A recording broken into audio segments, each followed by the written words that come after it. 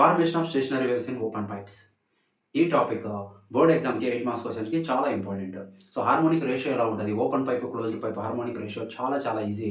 But చాలామంది mistakes రాస్తూనే ఉన్నారు. So, open pipe అంటే ఏంటి? డెఫినిషన్ ఏంటి? తర్వాత దాంట్లో స్టేషనరీ వేవ్స్ ఎలా ఫార్మ్ అవుతాయి? Okay. First mode, second mode, third మోడ్‌కి ఫ్రీక్వెన్సీ ఎలా ఉంటది? ఫ్రీక్వెన్సీ రేషియో ఎలా ఉంటదో ఈ వీడియోలో డిస్కస్ చేద్దాం. సో, ఈ 10 మినిట్స్ వీడియో ఖచ్చితంగా మీకు 8 మార్క్స్‌కి సంపాదించి పెడుతుంది. సో, ఫస్ట్ ఓపెన్ పైప్ అంటే ఏంటి? డిఫైన్ చేద్దాం. ఓపెన్ పైప్ అంటే ఏంటి? బోత్ సైడ్ ఓపెన్ ఉండాలి ఇలాగ. ఇది చూడండి, ఇది ఓపెన్ ఉంది, ఇది కూడా ఓపెన్ ఉంది. It is a cylindrical pipe open at both ends. It's called open pipe. నేను డెఫినేషన్స్ అన్ని రాయట్లేదు, కొంచెం వీడియో లెంత్ ఎక్కువ అవుతుందని చెప్పేసి మీకు కావాలంటే స్లోగా పెట్టుకొని డెఫినేషన్స్ రాసుకోవచ్చు. So, it is a cylindrical pipe open at both ends is called open pipe. So, let us consider pipe length is L. ఈ పైప్ లెంత్ ఎంత లెంత్ ఉంది అనుకుందాం? ఎల్ లెంత్ ఉంది అనుకుందాం. సో, దీంట్లో ఎలాగా స్టేషనరీ వేవ్స్ ఫామ్ అవుతాయి? For example, నేను ఒక వేవ్‌ని సెండ్ చేస్తాను దీంట్లోకి. స్టేషనరీ వేవ్ ఎలా ఫామ్ అవుతుందో డిస్కస్ చేద్దాం. తర్వాత first mode, second mode, third మోడ్‌కి ఫ్రీక్వెన్సీస్ రాద్దాం. సో, ఇక్కడ నుంచి ఒక కంప్రెషనల్ సౌండ్ వేవ్‌ని సెండ్ చేశాను. ఎలాంటి వేవ్ అది? Longitudinal wave. Compressional longitudinal wave. Longitudinal wave ఎలా ప్రొపగేట్ అవుతది? In the form of compression and rarefaction. Crest and రఫ్ కాదు. Compression and rarefaction. మనకి ఇది అర్థం కావాలంటే లాంగిట్యూడినల్ వేవ్ అంటే ఏంటి? ట్రాన్స్‌వర్ వేవ్ అంటే ఏంటి? డిఫరెన్సెస్ ఏంటి? కొంచెం బేసిక్స్ అన్నీ తెలిసి ఉండాలి. ఫర్ ఎగ్జాంపుల్, దీంట్లో చాలా మాలిక్యూల్స్ ఉన్నాయనుకుందాం ఇలాగా. ఏంటిది? Air molecules. ఏమున్నాయి ఇక్కడ? ఎయిర్ మాలిక్యూల్స్ ఉన్నాయి పైప్‌లో. ఇక్కడ నుంచి ఒక కంప్రెషనల్ సౌండ్ వేవ్‌ని పంపించాను. సో, ఎక్కడున్న పార్టికల్స్ మాక్సిమం ఆసిలేట్ అవ్వడానికి ఛాన్సెస్ ఎక్కువ ఉన్నాయి. ఫస్ట్ డిస్కస్ చేద్దాం. ఇది చూడండి, ఓ పైప్‌లో చాలా మంది ఉన్నారు ఇలాగా. ఓకే. సో, ఎవరి మీద ప్రెషర్ ఎక్కువ ఉంటది? మిడిల్‌లో ఉన్న వాళ్ళ మీద ప్రెషర్ ఎక్కువ ఉంటది. ఇక్కడ ప్రెషర్ ఎక్కువ ఉంటది. ఇక్కడ మాత్రం ప్రెషర్ కొంచెం తక్కువ ఉంటది. ఓకే. అలాగే ఈ పైప్‌లో కూడా ఇక్కడ మిడిల్‌లో ఉన్న పార్టికల్స్ మీద ప్రెషర్ ఎక్కువ ఉంటది. ఎండ్స్‌లో ఉన్న పార్టికల్స్ మీద ప్రెషర్ తక్కువ ఉంటది. కాబట్టి ఎండ్స్‌లో ఉన్న పార్టికల్స్ ఎక్కువ డిస్‌ప్లేస్ అవ్వడానికి ఛాన్స్ ఎక్కువ ఉంది. మిడిల్‌లో ఉన్న పార్టికల్ డిస్‌ప్లేస్‌మెంట్ చాలా తక్కువ ఉంటది. మినిమమ్ ఉంటది. సో, ఇక్కడ ఉన్నవి కూడా చాలా ఎక్కువ డిస్‌ప్లేస్ అవుతాయి. ఫర్ ఎగ్జాంపుల్, ఇక్కడ నుంచి ఒక కంప్రెషనల్ వేవ్ సెండ్ చేసామంటే ఇక్కడ ఉన్న పార్టికల్ మాక్సిమం ఆసిలేట్ అవుతాయి. కాబట్టి ఇక్కడ మనకేం ఫార్మ్ అవుతుంది అంటే ఒక యాంటీ నోడ్ ఫార్మ్ అవుతుంది. ఓకే. పార్టికల్ మాక్సిమం డిస్‌ప్లేస్‌మెంట్ ఉంటే దాన్నేమంటారు? యాంటీ నోడ్ అంటారు. పార్టికల్‌కి మినిమమ్ డిస్‌ప్లేస్‌మెంట్ ఉంటే దాన్నేమంటాం? అపోజిషన్‌ని నోడ్ అంటారు. సో, ఇక్కడున్న పార్టికల్స్ మినిమమ్ డిస్‌ప్లేస్ అవుతున్నాయి. కాబట్టి ఇక్కడ ఏ ఫార్మ్ అవుతుంది మనకు? ఒక నోడ్ ఫార్మ్ అవుతుంది. ఇక్కడున్న పార్టికల్స్ మీద ప్రెషర్ తక్కువ ఉంది. ఇవి కూడా మాక్సిమం డిస్‌ప్లేస్ అవుతాయి కాబట్టి ఇక్కడ ఏం ఫార్మ్ అవుతుంది మనకు? యాంటీ నోడ్ ఫార్మ్ అవుతుంది. యాక్చువల్‌గా ఓపెన్ పైప్, క్లోజ్డ్ పైప్‌లో compressional wave stationary wave will form in the form of compression and రేర్ఫాక్షన్.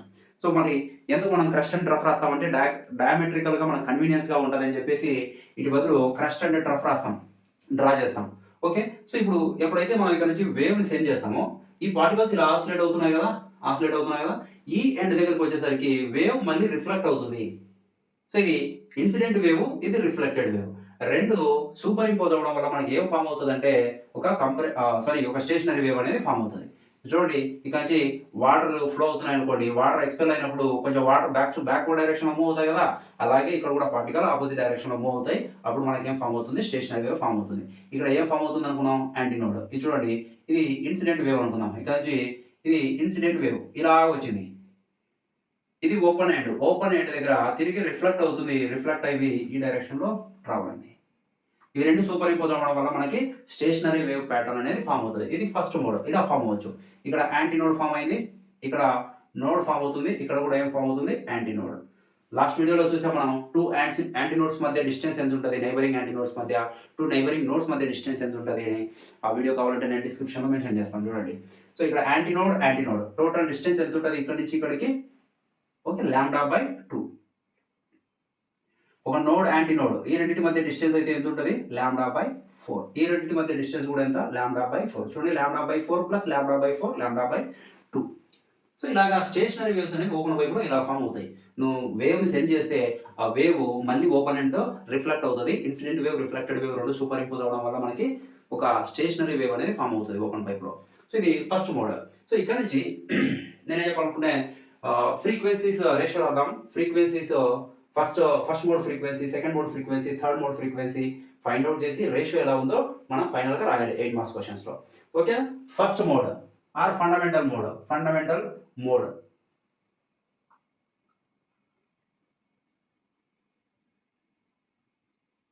Fundamental mode or first mode.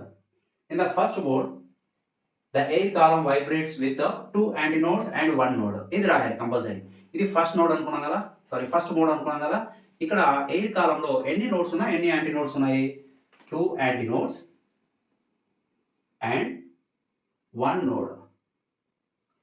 Okay, fundamental mode or first mode vibrate in a fundamental mode. First mode air column vibrate with 2 antinodes and 1 node. ఈ sentence రాయాలి. రాసిన తర్వాత మనం L కి లాంబ్డాకి ఇక్కడ నుంచి ఇక్కడికి distance ఎంత ఉంది? యాంటీనోడ్ డిస్టెన్స్ ఎంత? ఇందాక డిస్కస్ చేసాం కదా, లాంబ్డా బై 2 ఉంటుంది. ఇక్కడ నుంచి లాంబ్డా వాల్యూ రాయాలి, దాని నుంచి ఫ్రీక్వెన్సీ రాయాలి. So we know that frequency nu is equal to v divide by lambda formula. ఇక్కడ నుంచి లాంబ్డా వాల్యూ తీసుకెళ్ళి దీంట్లో సబ్స్టిట్యూషన్ చేయాలి. సో లాంబ్డాకి ఎలా ఫైండ్ అవుట్ చేస్తాం? దీని నుంచి lambda by 2 is equal to length of the pipe. Total antinode distance is equal to length of the pipe. So L is equal to ఏమవుతుంది? ఇక్కడ నుంచి లాంబ్డా డివైడ్ బై 2 అవుతుంది. Lambda is equal to 2L అవుతుంది. దీన్ని తీసుకెళ్ళి దీంట్లో substitution చేయాలి. So ఇప్పుడు ఫస్ట్ మోడ్ కదా ఇది, కాబట్టి V1 న్యూ 1 అనుకున్నాం. Nu 1 is equal to V divide by from diagram lambda is equal to 2L. ఇది equation number 1. Fundamental frequency, first harmonic frequency. ఇది ఫండమెంటల్ మోడ్ అంటారు, ఫస్ట్ హార్మోనిక్ ఫ్రీక్వెన్సీ అంటారు. Right? Nu 1 is equal to V by 2L. Equation number 1. Fundamental frequency or first harmonic frequency.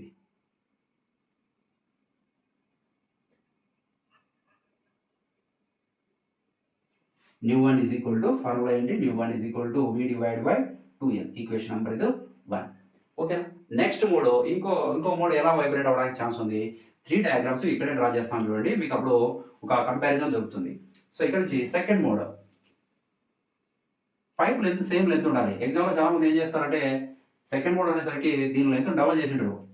అలా possible అవ్వదు. Okay, pipe length same ఉండాలి, but నువ్వు diagram మాత్రం కొంచెం చిన్నగా వేయాలి. ఇలాగా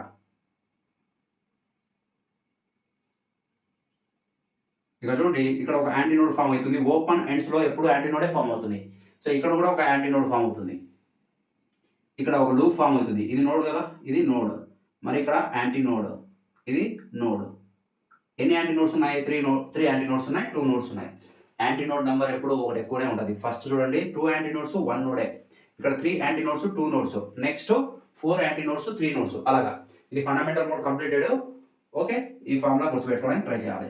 next second harmonic frequency. Second mode or second harmonic frequency. First harmonic frequency రాస్తున్నాను ఇక్కడ. Nu 1 is equal to V by 2L వచ్చింది మనకి. ఇది equation number 1. Next second harmonic frequency.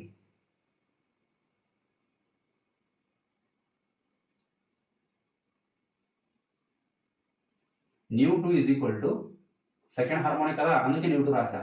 V divide by again ಮತ್ತೆ ఇది ఏమవుతుంది? మళ్ళీ V బై లాంబ్డా అవుతుంది. ఇక్కడ సెకండ్ డయాగ్రామ్ నుంచి లాంబ్డా రాయాలి. ఇది చూడండి, టోటల్ లెంత్ ఎంత? సేమ్ లెంత్, L లెంత్ ఉంది. పైప్ లెంత్ ఇంక్రీజ్ చేయకూడదు. యాంటీనోడ్ ఏమవుతుంది? లాంబ్డా బై 2 ఇక్కడ వరకు. నెక్స్ట్ ఇక్కడ నుంచి యాంటీనోడ్ ఇది లాంబ్డా బై 2 అవుతుంది. So lambda by 2 plus lambda by 2 lambda by 2 అవుతుంది. క్యాన్సిల్ చేయకుండా ఇలాగే రాద్దాం. Okay, total length L is equal to lambda by 2 plus lambda by 2 ఇలా రాయొచ్చు. ఇక్కడ lambda by 4 lambda by 4 lambda by 4 lambda by 4 lambda by 4 అలా రాసిన same వస్తుంది. So L is equal to చూడండి, lambda by 2 plus lambda by 2 lambda by 2. నేను cancel చేయలేదు, cancel చేస్తే మళ్ళీ మల్టిప్లై చేయాల్సి వస్తుంది, అందుకే ఇలాగే రాశాను. ఇప్పుడు క్రాస్ మల్టిప్లికేషన్ చేద్దాం. ఏమవుతుంది? 2 × L 2L అవుతుంది. Is equal to 2L is equal to 2 lambda. మనకి లాంబ్డా కావాలి. Lambda is equal to 2L divide by 2 అవుతుంది. ఈ లాంబ్డా వాల్యూ తీసుకెళ్ళి ఇందులో సబ్స్టిట్యూషన్ చేద్దాం. So new 2 is equal to second harmonic frequency is equal to V divide by lambda is equal to 2L divide by 2. So దీన్ని rearrange చేసి రాద్దాం. New 2 is equal to okay, ఈ 2 into ఇటు denominator ఉంది, numerator అవుతుంది కదా, 2 into V divide by 2L. చూడండి, first ఈక్వేషన్లో nu 1 is equal V by 2L. V by 2L అంటే న్యూ 1. ఇక్కడ V బై 2L వచ్చింది కాబట్టి దీని ప్లేస్ రాయొచ్చు న్యూ 1 అని రాయొచ్చు. From first equation, from equation number 1, okay, nu 2 is equal to 2 into nu 1. ఇది second equation. Second harmonic frequency complete అయింది. Next third harmonic frequency. చూడండి, ఇక్కడ డయాగ్రామ్ ఇంకోటి డ్రా చేస్తాను, అందుకే దీన్ని అరేంజ్ చేస్తున్నా. పైప్ లెంత్ సేమ్ లెంత్ ఉండాలి. సేమ్ లెంత్ ఉంది. ఓకే, ఇక్కడ 2 లూప్స్ ఫామ్ అవుతాయి.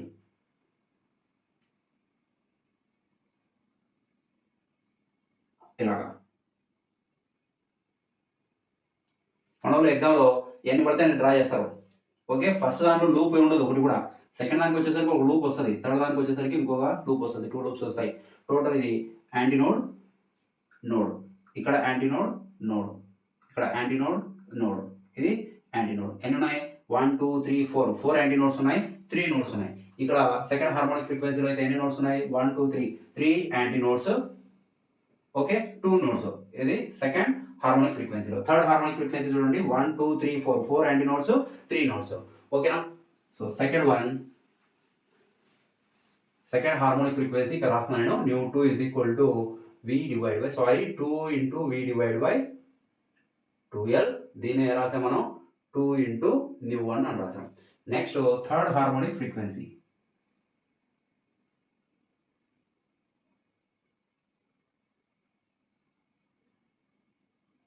దీన్ని న్యూ3తో డినోట్ చేస్తాం. న్యూ3 is equal to same formula V divided by lambda. So ఇక్కడ లాంబ్డా ఎంత? Total pipe length L. ఇక్కడ నుంచి ఇక్కడికి λ/2 యాంటీ నోడ్ λ/2, ఇది ఇంకో λ/2, ఇది ఇంకో λ/2. టోటల్ 3 λ/2 ఉన్నాయి. λ/2 ఇక్కడ వరకు ఇంకొక λ/2, ఇక్కడ నుంచి ఇక్కడ వరకు ఇంకొక λ/2, 3 λ/2. సో డయాగ్రామ్ నుంచి L is equal to ఏ రాయొచ్చు మనం? 3 λ/2. మనకి లాంబ్డా కావాలి. 2L is equal to 3 λ అవుతుంది క్రాస్ మల్టిప్లికేషన్ చేస్తే. λ is equal to 2L divided by 3.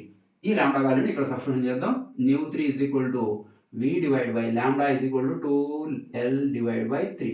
Rearrange చేసి రాస్తే న్యూ3 is equal to ఏమైంది? 3 into V by 2L. ఇది డినామినేటర్లో ఉంది కదా, న్యూమరేటర్కి వెళ్తుంది.